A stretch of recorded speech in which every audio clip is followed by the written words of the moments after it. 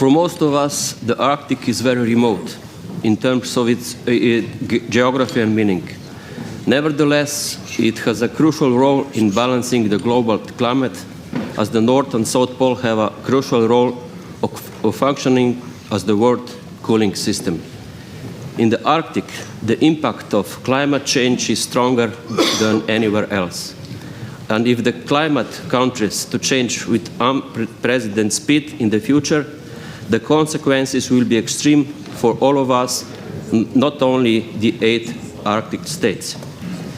Today, the Arctic culture and landscape is influenced by 2 powerful forces: globalization and climate change.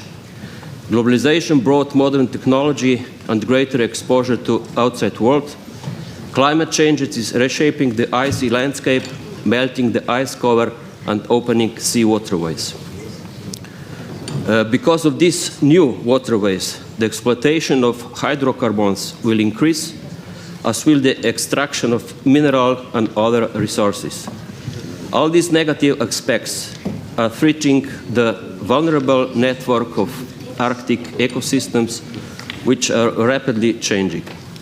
Such changes in the Arctic may in the future cause more and more threats to European security, not only geopolitical but also environmental.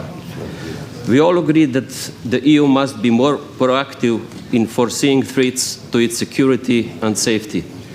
This is why we must pursue joint international cooperation for the Arctic region. This will not only fulfill the EU's updated Arctic policy from 2021, the EU Green Deal, and the strategic compass, but also ensure the EU's voice will be heard and shape the Arctic in the future. I would also like to ask the panelists, in the light of the lack of dialogue because of Russia's aggression in Ukraine, how do you foresee international cooperation on the Arctic? Thank you very much.